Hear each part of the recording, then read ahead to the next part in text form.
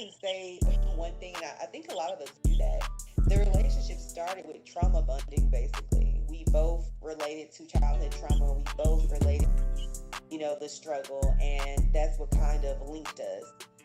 Because I didn't know, many other guys would come forward and speak about things like that. So it started with trauma, and unfortunately it ended with unhealed trauma. So I need somebody that is happy when they first fucking come in the relationship.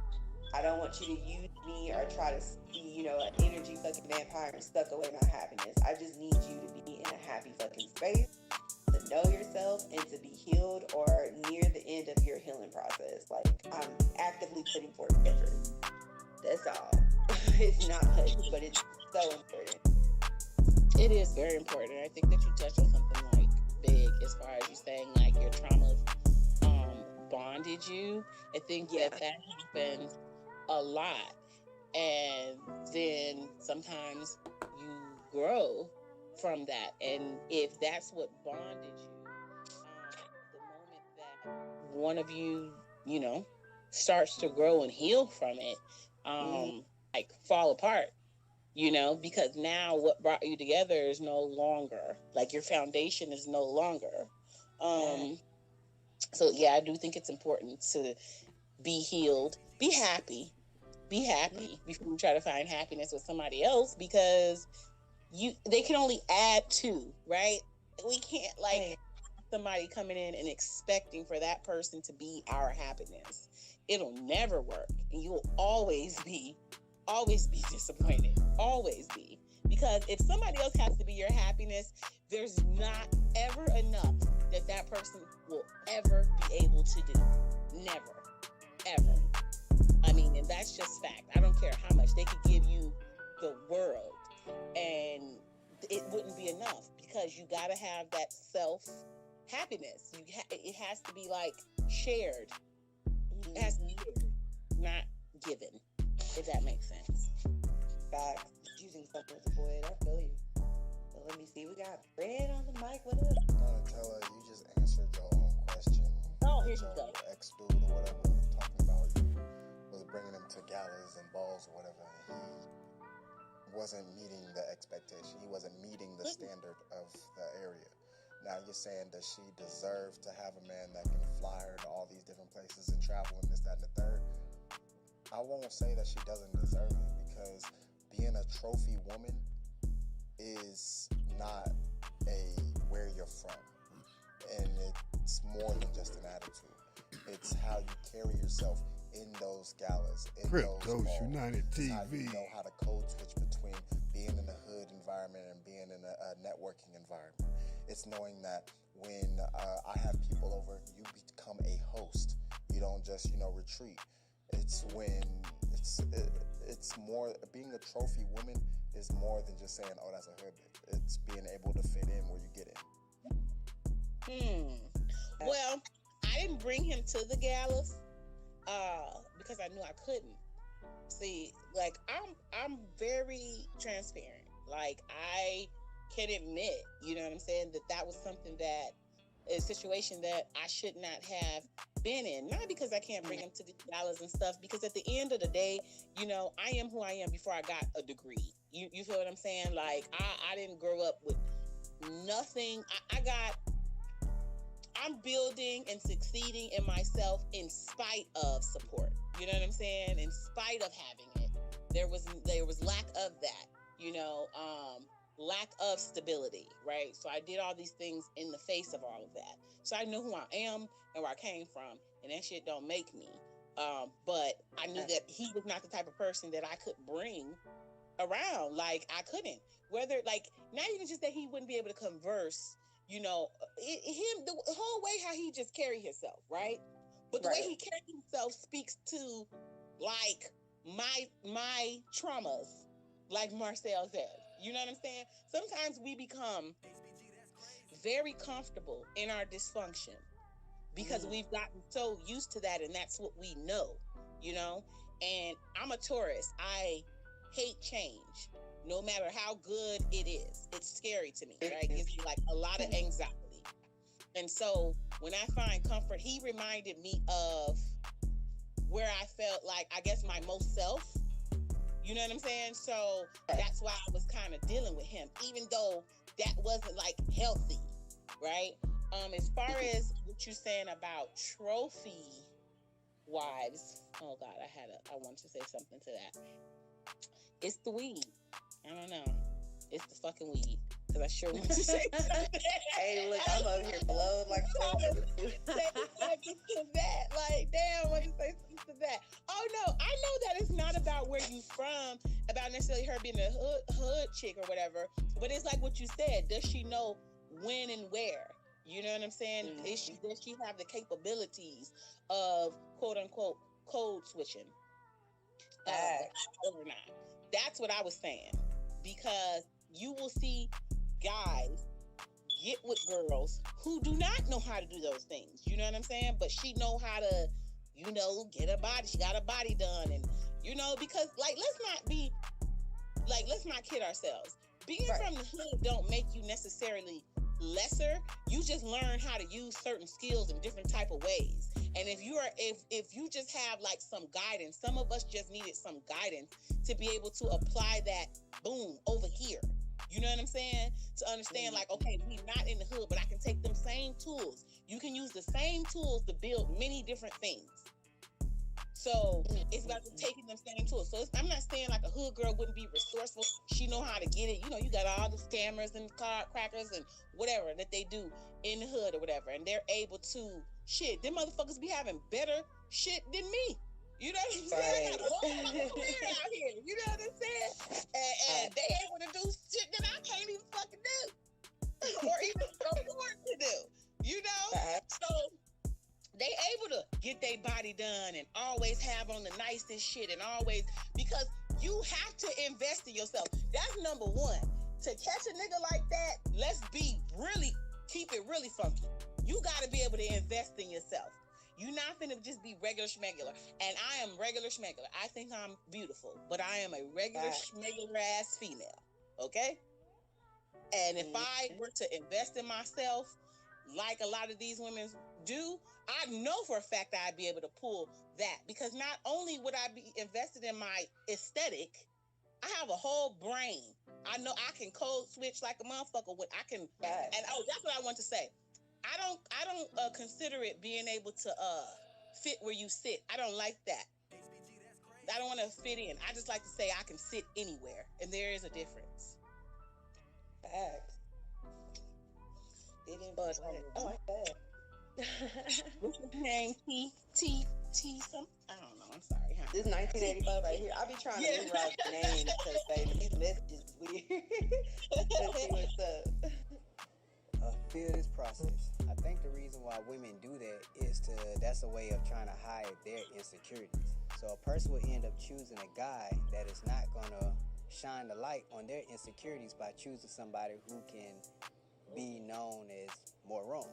So if you get with a guy that's going to challenge you and bring out your insecurities, that's going to be a person that's going to grow you. That means you're going to have to go through challenges. That means you're going to have to be vulnerable and out there. But a guy that you see that's not on that level, that can make a lot of mistakes, that he makes so many mistakes that he ain't got time to focus on your mistakes, so you can call him out on his mistakes. And if he tries to call you out on yours, you got so much on him that he doesn't even have a word to say, then that becomes more beneficial. That's a form of hiding insecurity. That's an insecurity that's being hidden and being pushed off on somebody else. Oh. He said a word. He really did. Yeah, I agree with that. I do agree with that a bit because then you don't never have to be the problem, right? Like, if you choose somebody, like you said, that's not going to call you out or hold you accountable, you don't ever have to be the problem. They're always the problem. Or a lot of women pick what they may not know they think they are. You know what I'm saying? If you're digging at the bottom of the barrel and everyone's looking like, what the fuck, you're such a good person, it's because you feel like you deserve bottom of the barrel. You know what I'm saying? You may not even know it. Like for me, back when I was homeless on Section 8 or whatever, no offense to my ex, but you know, it's kind of best to have a bad situation. And so it's like, as I kind of evolved, it felt a little off being together. But in my mind, I felt like this is who I was supposed to be with, because I was still kind of in that survival mode type shit, you know? But it's like, as you evolve, some people, everybody can't come with you. And like you said, when you trauma bond, once you get through your trauma and they're still dealing with theirs, it almost becomes kind of like this jealousy in a way, you know? This crazy ass shit, this popping up shit, this, I don't know, it's just been weird, you know? So, ooh, you should say that again. Everybody can't come with you. Play in your arena, and you cannot allow everybody to play in yours. And I do think that you do have like that trauma bond with people. Not only that, but then you also have where people feel like, well, this person struggled with me. You know what I'm saying? Day one. Yeah, we went through that together, you know. So I'm a stick with them, or I'm gonna bring them along. But then sometimes, honey, they was just the lesson, and we don't want to be the lesson. And I think I said that in yours and Sloan's talk. Mm-hmm. Yeah, you don't want to be. No one wants to be the lesson of the relationship. You don't ever want to feel like you did this, you put all this in, and that was, you know, maybe it wasn't for your growth, maybe, but for theirs. Right, exactly. And it sucks. Again, that's a certain level of emotional intelligence to understand that you are the lesson, and accepting that is a whole other fucked up, you know. And so it's like, I know for me, as I went on, I started to kind of understand, like, why cry? Why even be mad about this? You know what I'm saying? Sometimes you meet this person, you learn something, they learn something, everyone goes their, you know, their separate ways. But I know for me, because my standards weren't where they needed to be, I ran into a lot of people who just drained me. I felt like I was the only one that was trying to grow them. But as I look back on the relationship, I didn't have anything worth taking out of it. With this one, however, I learned so much that it was just disappointing, but it wasn't like heartbreaking, because I had healed through shit. I had learned how to communicate. I had learned how to compromise. You know what I'm saying? I took some shit out of it. So I felt like I wasn't cheated. But, you know. Well, and I mean, that requires a lot of emotional intelligence. That requires a willingness to really just understand that you are not perfect. And, you know what? It could be you. And what do you want to do about it? Like, I cannot stand people who feel like everything should just be kind of handed to them, and you kind of look at them like, well, what? How the fuck do you feel like this? You didn't grow up like with no silver spoon in your mouth or nothing like that. Like, you feel like all this should be kind of done for you. I'm confused, and I don't have no sympathy for it. The dude who I was dealing with, and I it's because really and truly his mother set the standard. I ain't gonna lie. His mother set the standard, and I had a talk with his mother. I did, because I like his mom. And I told her, like, you ruined him. You know what I'm saying? Like, you ruined him, because the things that you've done and continue to do, now it's like he's looking for someone to be his mama.